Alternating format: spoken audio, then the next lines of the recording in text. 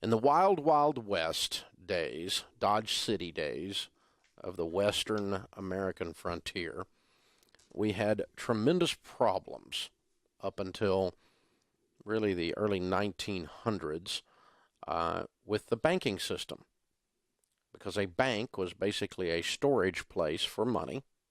You took your money in, and when you put money in a savings account in a bank, you were depending upon that bank to not steal it, to not mismanage and not go broke. And if they loaned out all the money and nobody repaid the loans, the bank went under and all of the deposits were gone. They were loaned out in the form of loans, and people lost everything that they put in a bank. And so if there was ever a question of the solvency of the bank, a question of the way the bank was being run, there would be a run on the bank. And people would run in and get their money out, because they knew there was some money in there, and if they got theirs out, it didn't matter because somebody wasn't going to get their money if the bank collapsed. And of course, a run on the bank pretty much ensured that the bank collapsed. If you remember, It's a Wonderful Life, there was a run on the bank in the old black and white movie from Christmas time movies, right? And that was on the savings and loan, or the bank and or the lending and loan, or whatever they called that particular one. But it was the same concept. And of course, we ran into the same thing heading up into the Great Depression, and the government decided to stabilize our banking system to form the FDIC. And so banks have to pay into the insurance fund to ensure that when one of the member banks fails, that the depositors are covered. And so there's no longer a run on the bank. But if you put money in a bank in a foreign country, you don't have that. Unless that foreign country has some kind of a banking system or insurance system that ensures the stability of that lender or that exchange. And if you put money in a foreign currency, meaning if you buy the foreign currency, if you use your dollars to buy euros, or your dollars to buy yen, or your dollars to buy whatever other currency there is, the peso, whatever it is, then what you are doing is you're saying that you're going to play the field, you're going to speculate that that currency is going to become more valuable than the dollar, than the American dollar. You're betting, if you say put the money in pesos, you're saying, okay, those pesos are going to be, they're going to buy more than dollars will buy in the future. And so if I put $2 into pesos today, later I can take the same number of pesos and cash them out for $10. And that's trading in currency is what you're doing. And so you're buying the yen, or you're buying the peso, or you're buying the euro, or whatever, and you're betting really, when you're doing that, you're speculating, gambling in a very real sense against the American dollar. Because there's no rhyme or reason for this, because all of a sudden a government can decide to flood its currency. And in America, we always call that quantitative easing, where we just dump currency into the market, and it makes the dollar, it dilutes the value of the dollar.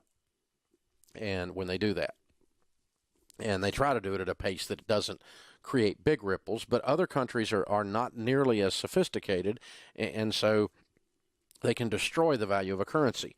A currency only has value to the extent that someone else wants it. So, for instance, in my bookshelf in my office, I have some paper money in there with Saddam Hussein's face on it. No one wants that money, except as a keepsake, a souvenir.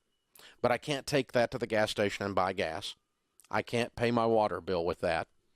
And even if I were in Iraq, I couldn't trade it for a meal. No one would want the Saddam Hussein paper money. It has no value. It has lost its currency. It has lost its value because no one else will trade for it. It never really had any value. It was paper. The only value it has is the promise that someone else will trade for it. Legal tender. And so we carry green paper around in America, and we say that's money. But it's really only money because someone else will take it. And so that's why the Iraqi dinar, these people run around buying the Iraqi dinar, is such a stupid idea. And it's such a scam. Not because I think Iraq is bad or not because I'm politically mad about this. There's none of that. It's a simple economic fact. You have a war-torn country with an unstable government, and you're buying their currency. This would be stupid. You're going to lose your butt. And so today it comes out that one of the big exchange companies for Bitcoin has crashed. And so Bitcoin is very unstable at the moment and looking like it's not going to make it. And what is Bitcoin? Bitcoin is a currency on the internet. It has no value except to the extent someone else will take it from you as value.